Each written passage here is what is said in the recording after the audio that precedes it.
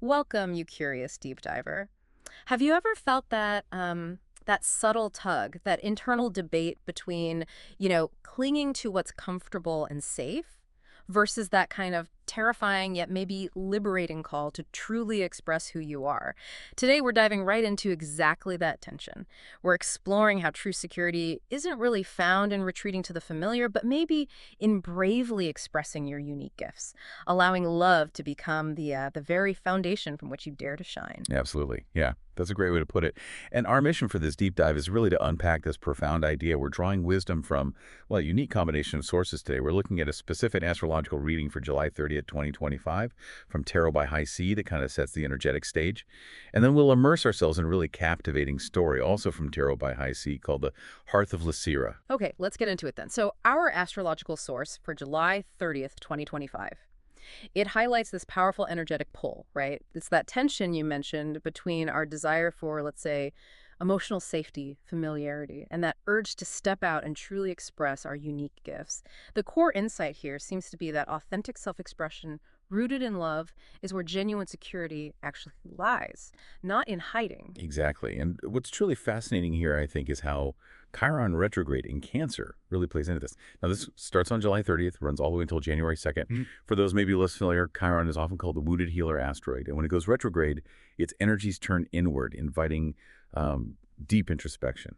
And in Cancer, a sign so deeply connected to emotions, home, ancestral roots, this period specifically invites, well, soul-level healing. We're sort of guided to look deeper into past emotional injuries. Those lingering aches related to our identity, our courage, our sense of self-worth. Soul level healing. That sounds quite deep. It is. But the insight here is key.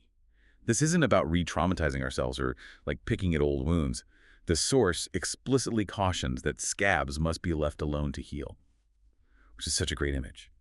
Instead, it's about courageously revisiting unresolved pain, not just to relive it, but to fully integrate it, to transmute those experiences into wisdom, strengthening our resilience through, perhaps, connecting with our higher selves. Okay, that makes sense. So it's integration, not just re-experiencing. That feels like a very profound and, yeah, maybe intense period of introspection.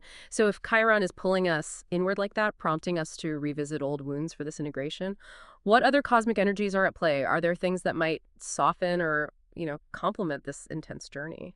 Ah, good question. And yes, that's where Venus in Cancer comes in. It also shifts on July 30th, staying until August 25th. Venus, representing love, values, relationships, it amplifies and crucially softens this entire journey. It leans towards emotional healing, intimacy, heart-centered connections.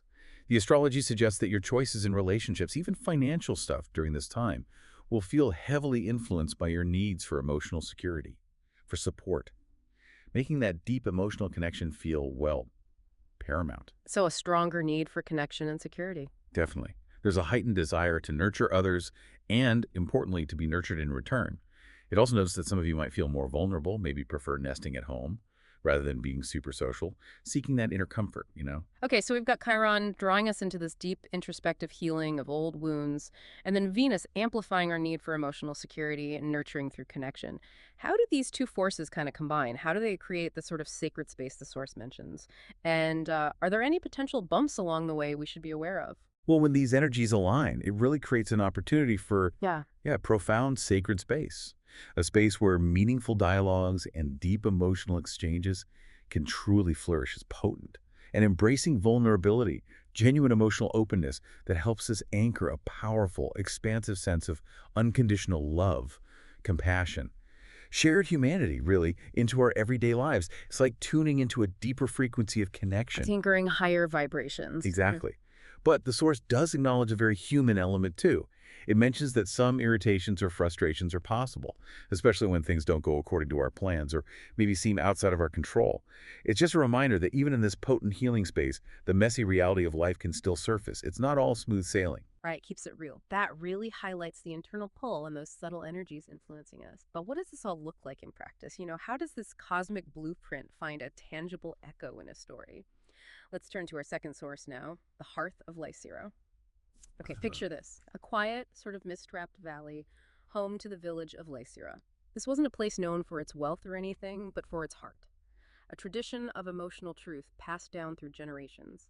And at its very center stood the Hearth Temple. Now, this wasn't a traditional place of worship, not really. It was described as house of stories, tears, and healing.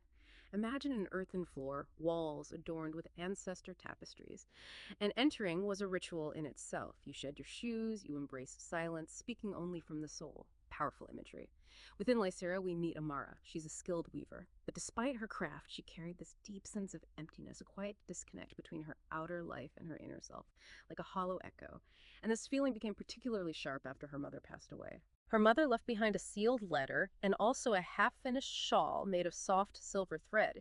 It symbolized something unfinished, didn't it? Something unspoken. It really did. And this is where the story just brilliantly illustrates those astrological currents we were just discussing. Amara was invited to the Hearth Temple for something called the Night of Softening. This was a sacred gathering held during the full moon when the elders sensed a thinning of the veil between heart and spirit. A time when raw emotion could surface without shame. Think Venus in Cancer, right? That nurturing space. The atmosphere was described as incredibly potent. Low blue fires fed with calming lavender and myrrh. People gathered not just to speak, but to feel. And others were there too, carrying their own silent burdens. Like Taryn, a stonemason whose wife had recently left him. He was there in his quiet pain. And Mother Lyra, an elder, was gently humming an ancient song, sort of weaving melody through their shared unspoken pain. Wow. So Amara, clutching that half-finished shawl, she finally spoke. Her voice apparently cracked, but she held steady as she confessed, I don't know how to finish this. I don't know how to begin anything else. I mean, what a raw, vulnerable admission of feeling stuck, right? Lost in grief. And Taryn, the stonemason, with such gentle empathy, responded, sometimes we're not meant to finish alone. Goosebumps. And this is where the story truly comes alive and connects so deeply with that Venus and Cancer energy we talked about, the nurturing, the connection, that half-finished shawl. It transformed into a tapestry of shared healing. Each person in the circle, one by one, wove a single row into it. And as they wove, they whispered a truth or ache into the thread, just quietly releasing it. It wasn't about fixing problems or giving advice. It was simply about creating this incredibly safe space where tears fell freely. Some people laughed softly, others just sat, unmasked, seen, and safe. This collective act of vulnerability, it became the catalyst for real connection. It shows how shared emotional space amplifies healing, doesn't it? It really does. And the villagers, they left the Hearth Temple changed. Not because their wounds had magically vanished, but because they had been honored, seen, acknowledged. Vulnerability in that sacred space became a sacred act in itself. And even those who returned to solitude afterwards, they did so with a newfound warmth. A quiet trust that their introspection, their quiet time, was not isolation but incubation, preparing for something new. It's such a powerful insight that true healing is often a communal process. It transforms vulnerability into a kind of shared strength. Exactly. And the village truly flourished after that, not, in coin or material wealth necessarily, but in closeness, in connection. A beautiful echo of Venus and Cancer's themes. The source mentions specific examples. Debts were forgiven, just like that. Meals were shared generously, people helped each other out, and ancestors were spoken of not just in hushed reverence, but with honest remembrance. Someone might say, she was brave, but also afraid, like me. That kind of honesty. This shared vulnerability built profound community. It shows that when individual healing happens in a collective, safe space, it really enriches everyone. Yeah, that ripple effect. And Amara's journey finds its personal close, doesn't it? She wore the completed shawl, the one everyone had woven into, to her mother's favorite tree on the first day of spring. And there, she performed this really symbolic act. She buried the sealed letter from her mother unopened, which wasn't about ignoring the past, I think, but about choosing to listen to the voice inside herself. Choosing her own inner wisdom over maybe what she thought were external answers in that letter. Trusting herself. A beautiful act of self-trust. And this brings us to the story's really profound significance, tying it all back to that chironic healing we discussed, integration. From that day onward, the story says the hearth of LYSIRA was never without a fire burning.